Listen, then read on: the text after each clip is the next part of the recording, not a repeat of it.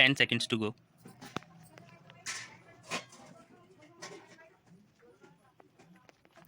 Start. In discussing the demands for grants of the Finance Ministry, we have got to see to what extent the administration of this particular ministry has led to the development of our national wealth and the securing of the welfare which our state claims to have in view. Madam, we must try to analyze very carefully the working of this particular ministry because it is not merely a department of the government, so to say, but it is the nerve center of the administration of the country. I would like first to refer to the role of foreign capital because in determining the manner in which the permission of capital issues has been granted by the particular administration, we should keep in our mind to what extent the interests of our nation have been served. I fully endorse the statement which the previous speaker has made so far as repatriation of the investments made by foreigners and of profits are concerned. We have dealt with this topic quite a number of times, and I do not want to reiterate anything apart from only supporting what the honorable member who just now spoke said. I would now like to deal with the investments of foreigners in India.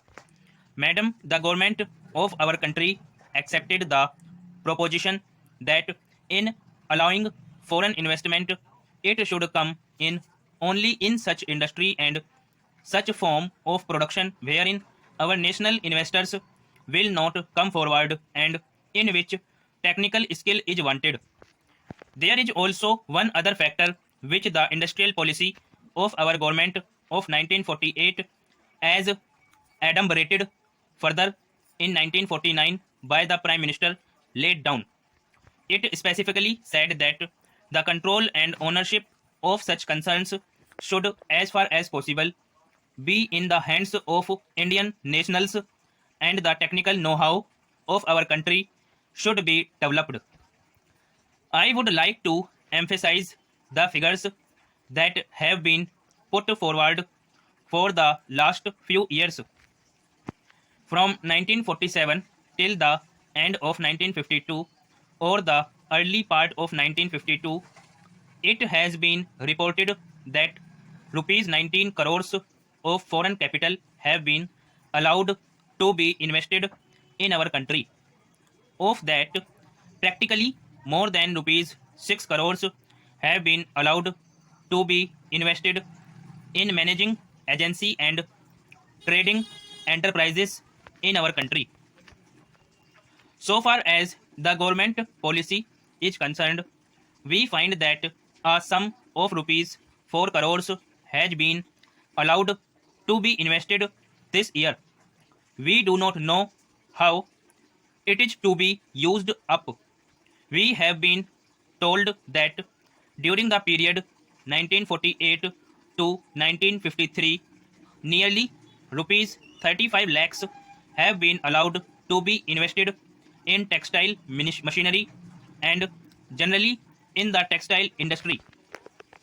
We have seen to what extent cotton and jute have been dominated by the national capital and to what extent they play the role as against the demand for them. We know further what the government is doing in regard to these industries and how the Indian counterpart in these industries are behaving. Then why this further penetration of foreign capital?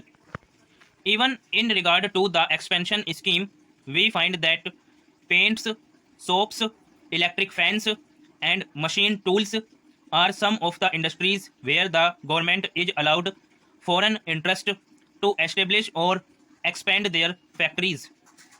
It will adversely compete with the production of the country when the indigenous producers do not find any market in this sphere.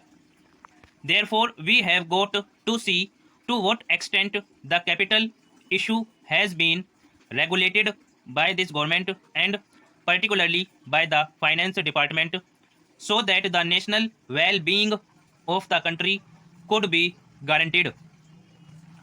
Then we have got to look into the fact as to how far the new industries are allowed to function. So far as the oil refineries are concerned, some of them have been established and some more are going to be established very soon. In the control of the administration, the Indians have no share. There are only preference shareholders and they have no voice in the management. So far as the administrative aspect in this industry is concerned, the most important part of it is the technical know-how. They do not guarantee that they will train the Indians. That means they say even after 20 years, we will have to face the problem of the know-how in respect of the oil refineries. I do not know why the government are showing softness to foreigners in this matter. Then we have another investment in collaboration with the Indian chemical industries for the manufacture of civil explosives. Here, as far as I have gathered, only 20% is going to be Indian capital. The majority of the shares will remain with the Indian chemical industries.